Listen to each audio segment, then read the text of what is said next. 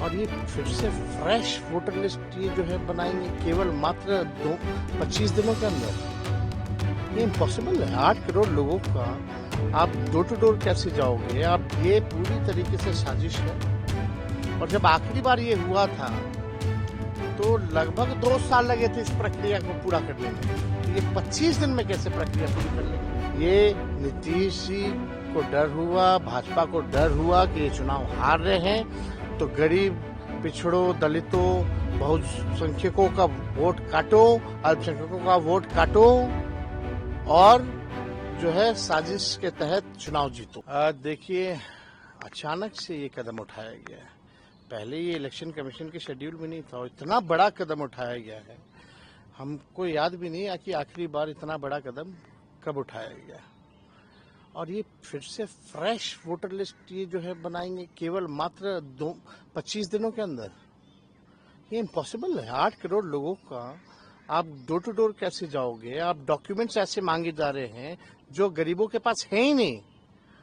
और सबसे पहली बात, ये बाढ़ से हमारा बिहार 73% क्षेत्र जो है वो डूबा रहता है, ग्रसित रहता है, त्रस्त रहता है। लोग अपना जान माल बचाएगा कि इलेक्शन कमीशन को डॉक्यूमेंट उपलब्ध कराएगा, और वो भी ऐसे डॉक्यूमेंट जहां आपको आधार की मान्यता नहीं है, ना मनरेगा कार्ड की मान्यता है। आपको प्रमाणित करना पड़ेगा, अपने माँ बाप का बर्थ सर्टिफिकेट भी देना पड़ेगा। कितने हमारे माता पिता जो गरीब है उनका बर्थ सर्टिफिकेट है, कहाँ से लाएंगे वो लोग?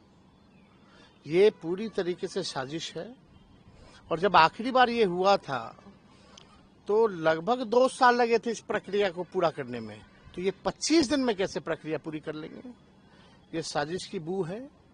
ये नीतीश जी को डर हुआ, भाजपा को डर हुआ कि ये चुनाव हार रहे हैं, तो गरीब, पिछड़ों, दलितों, बहुसंख्यकों का वोट काटो, अल्पसंख्यकों का वोट काटो और जो है साजिश के तहत चुनाव जीतो। अभी ये लोकतंत्र में, संविधान में गरीबों को एक ही अधिकार है, वोट का। वो भी वोट का अधिकार ये छीनना चाहते हैं। वोट का राज मतलब छोट का राज, ये अधिकार को ये लोग छीनना चाहते हैं। अभी वोट का अधिकार, वोटिंग का राइट छीनेंगे, बाद में पेंशन छीनेंगे, उसके बाद में राशन छीनेंगे। ये लोगों का एजेंडा साफ दिखाता है कि बड़ी साजिश है, बू आ रही है। और ये नीतीश कुमार जी और मोदी जी मिल करके गरीबों का काट रहे हैं वोटर लिस्ट से नाम। ये अन्याय है। इस अन्याय को हम लोग सहने वाले नहीं है। महाराष्ट्र में भी देखा गया था, आप विपक्ष ने उठाया था सवाल कि ये जो इलेक्शन कमीशन है वो जो वोटर लिस्ट बनता है उसमें खेला हुआ था। बहुत गरीब ऐसे हैं जिनका आधार कार्ड भी नहीं बना हुआ है, लेकिन आधार कार्ड भी इसमें मान्यता में नहीं है। अभी कुछ दिन पहले ही इलेक्शन कमीशन आधार कार्ड को लिंक कर रही थी ताकि डुप्लीकेसी ना हो लिस्ट में। तो इसमें आप क्यों आधार कार्ड को नहीं इंक्लूड किए? पहला सवाल। ये अन्याय हो रहा है। तो आपको शक है कि कहीं ना कहीं ये सब जो हो रहा है कहीं ना कहीं चुनाव को हैम्पर? बीजेपी जब जब हारती है तब ऐसे कॉन्स्टिट्यूशनल इंस्टीट्यूशंस को आगे किया जाता है और उस इंस्टीट्यूशन में आरएसएस के लोगों को बैठा करके ये पूरी तरीके से हमारे संविधान और लोकतंत्र के खिलाफ है। एक और सवाल, आज जिस तरीके से आरएसएस के एक बड़े नेता ने कहा कि कुछ शब्द हैं दो उसको ये लोग संविधान विरोधी लोग, आरएसएस वाले लोग जो अंग्रेज के चमचे, जिनका कोई योगदान नहीं इस देश की आजादी में, एक बार छू के तो दिखाए लोग संविधान, ये हटा करके तो दिखाए।